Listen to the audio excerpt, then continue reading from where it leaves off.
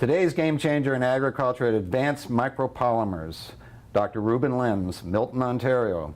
This company uses starch, cornstarch, in ways we never would have thought about. Instead of using plastic to protect cars when they're new cars when they're being transported, we can spray them with starch and just when it arrives at the dealership, clean it off with hot water. Secondly, another product is liquid mulch. With some of our herbicide bans in urban environments, we can now spray starch to prevent seeds from germinating and keep the weeds down in areas like where we grow trees. And it's in the mind of Reuben Limbs, and we're selling ink to Korea as well. I mean, all because of the innovation in small town and, in this case, a small company who's thinking globally. We provide not just a chemical or a resin, a polymer to a customer, but we provide them a solution, the ability to do something with their product, offer something to their customer that they could not do before. And our strength lies in knowing not only our product, but being able to make that into a usable form for our customer that helps them enhance their own products. Keeps them green, because it's all based on agricultural products, but at the same time gets them a step closer to their market solutions, something they weren't able to do before. So in the example of the inks, it's not just a question of, okay, you can take out this chemical that is a petrochemical and now take a natural chemical and replace it. It is that you can now do something with your ink that you were not able to do before. And a nice example of that is just printing here on corrugated board. Because of the unique properties of the resins that we make, you notice how crisp and clean this is. So they can now do things that they could not do before with their inks. This is the type of advantage that we're trying to sell to customers. So here's another example, something that was printed with inks made from our resins, and once again you see the nice crisp clean lines, right? They would use a water-based flexographic ink. Those inks are maintained by pH, so oftentimes the pressman would have to go back and put in ammonia to keep the ink running at a proper viscosity. Having removed the acrylic portion or that portion of the resin in the ink and replaced it with ours, they no longer need to do that. So it doesn't lose, or the viscosity doesn't change over time, the pH doesn't change, so it makes it a lot easier for the pressman to run. It ends up or results in less wastage of ink, because at the end, if the ink has become too thick, it simply can't be recovered. So it is a lot of savings, not just in terms of money for the end user and for the ink manufacturer, but also in terms of time and manpower.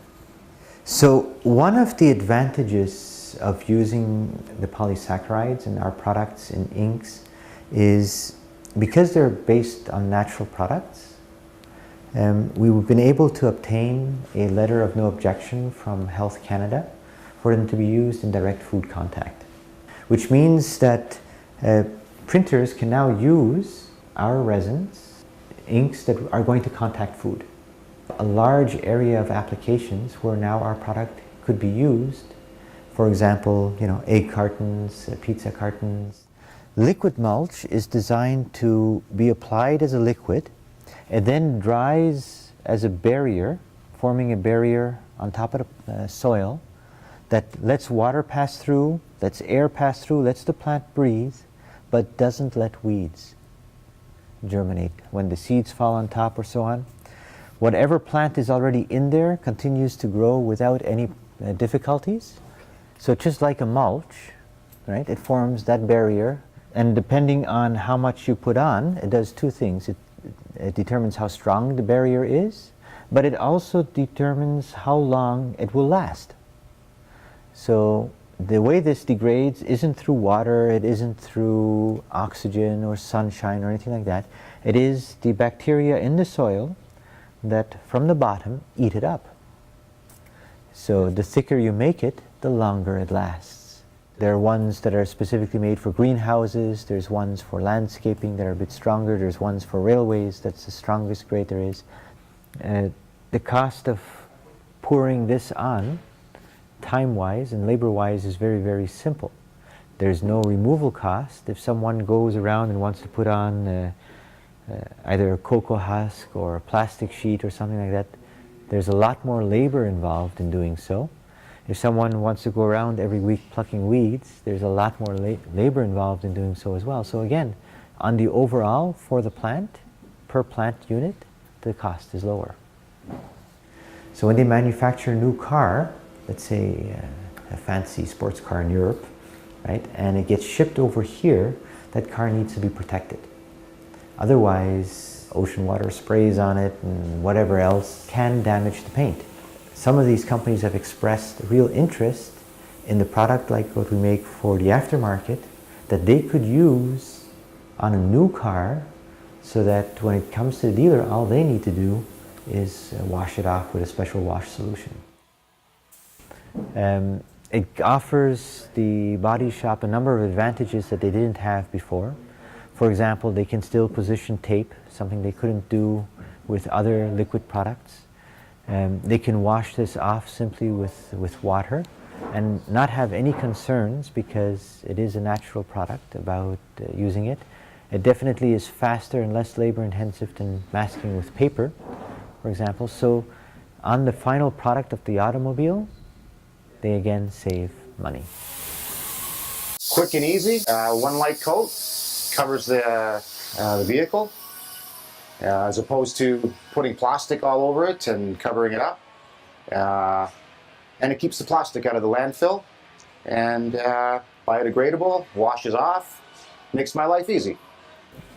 In general, the cost of using our polymers, whether it is the liquid mulch, whether it is for the inks, or even for the automotive industry, ends up being lower than what the customer was doing before. And that is not based on a kilo per kilo basis, but based on an end product basis. So if one takes a look at the ink, for example, the ink manufacturing step is simplified. You don't have as many ingredients as you used to have. You don't have as many steps in making the ink, and the ink lasts longer. It doesn't go hard as quickly. So everything taken into consideration, the ink is now less expensive than it was before. We have an enormous demand in Asia, in the Pacific Rim, Australia area, China, a large demand. We see a fair demand in the Middle East. The biggest demand so far would have to be Europe, and then followed the United States, and finally Canada.